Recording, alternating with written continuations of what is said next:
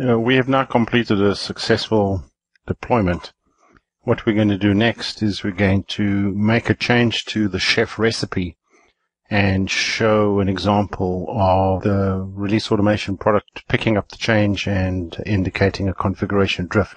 In that, we're going to do two things. We're going to change the recipe, rerun the deployment.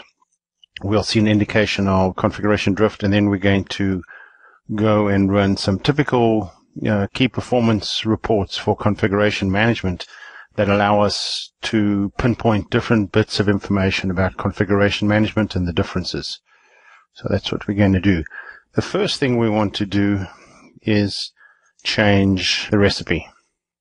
So we're on the chef workstation and we're in the Tomcat recipes folder, and the recipe in question is the tomcat_dev.rb, and all I'm going to do is I'm going to update a comment in it.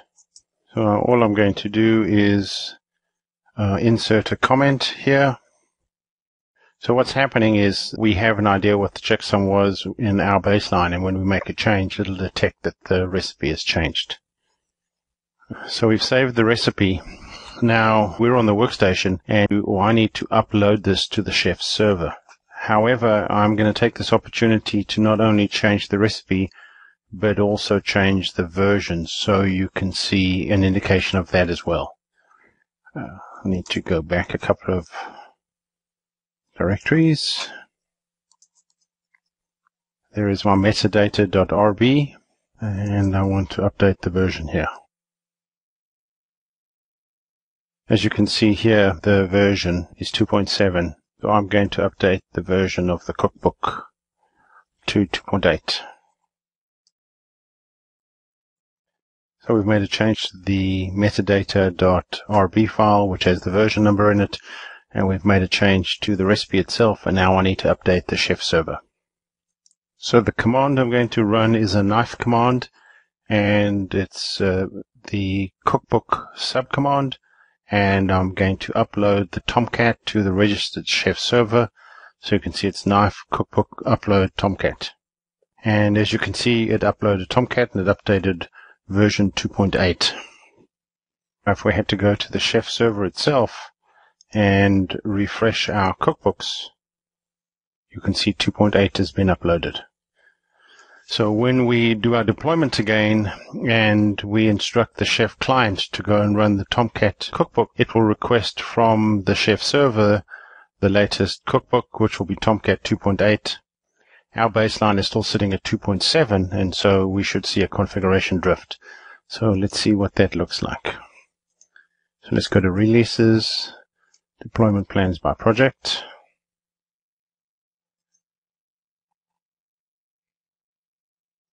Do a deploy.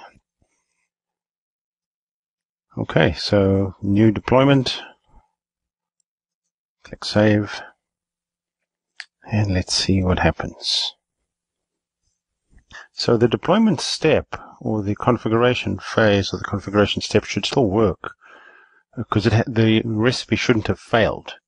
And so our deployment step will run, but we should get an indication that there has been some kind of configuration drift, or that something has changed. And you can see that it says the recipe has changed.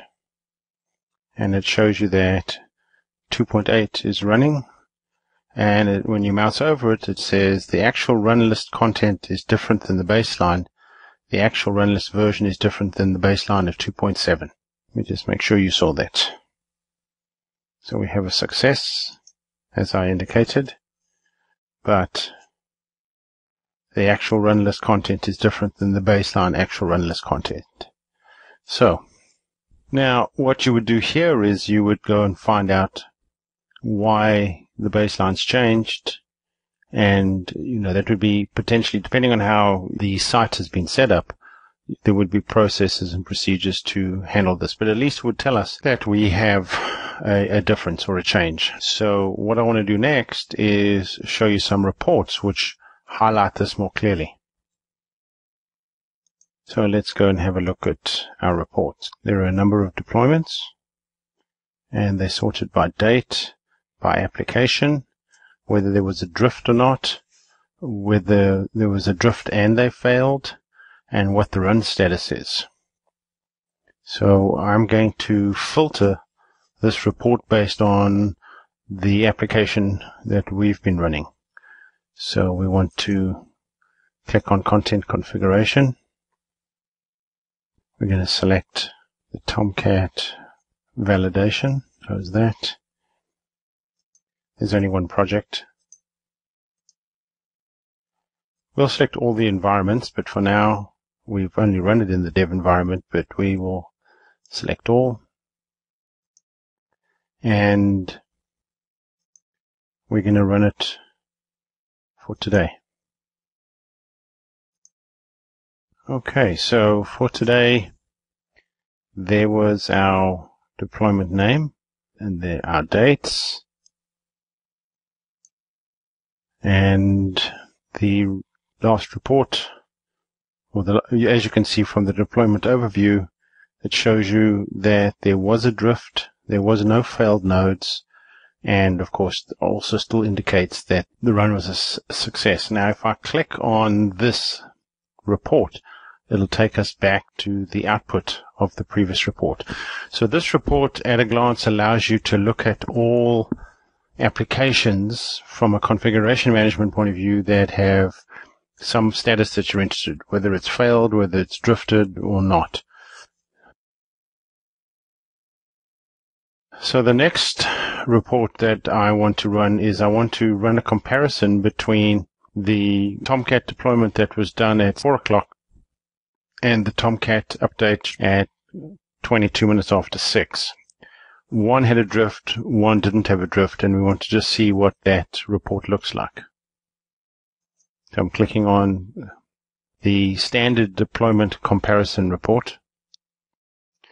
So notice it's got the Tomcat validation selected as the application, and you can filter by a number of items.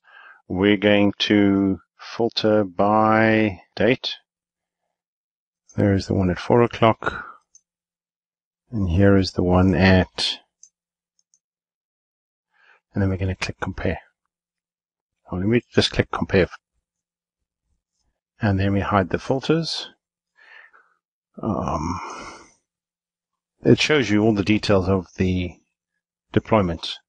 If I click on show differences only, it shows you that there was 4 differences in the deployment details, and there was 1 difference in the actual infrastructure configuration, which is the chef side. And here it shows you that the run list was 2.7 for the first deployment, and the second run list was running at 2.8. And so if you mouse over it, it shows you the version does not match, and neither does the checksum. So it indicates that the recipe changed as well as the content. So that's an example of using the comparison report to give you more detail. Some other types of reports would be, I have a predefined set of reports here for configuration management. And in here we have the deployment throughput and success rate and the configuration management baseline drift report. And we're going to talk a bit about what those mean. So as you can see on the run configuration throughput and success rate, you have the number of configurations that have run and the percent of successes, and this is currently by month. So you have a legend that shows you successful, skipped, and failed. And you can also, as in with any of the release automation reports, you can configure that. So that was the CA World application. So let's have a look at the application. Actually easier if I just fill in the name of the application. So let us just deselect that. Fill in Tomcat. And we're interested in the Tomcat validation. And we're interested, let's just say, for the month of May to today. Save that. And then after this is refreshed, we should see some information. Right, so we've refreshed that, and as you can see for the month of June, and if we mouse over this information, we had a failure in June the 2nd, and 80% of our runs are successful.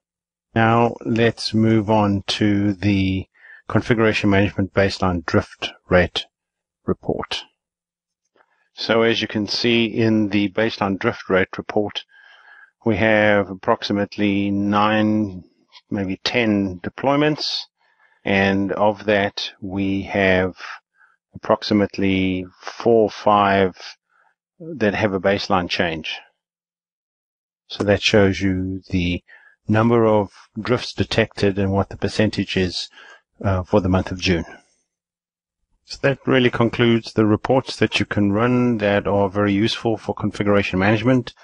It's the deployment overview, it's the throughput and success rate, it's the baseline drift rate, and it's also the comparison report, which gives you a view of comparing one deployment to another to see what their differences are, as well as see what had changed. Thank you very much.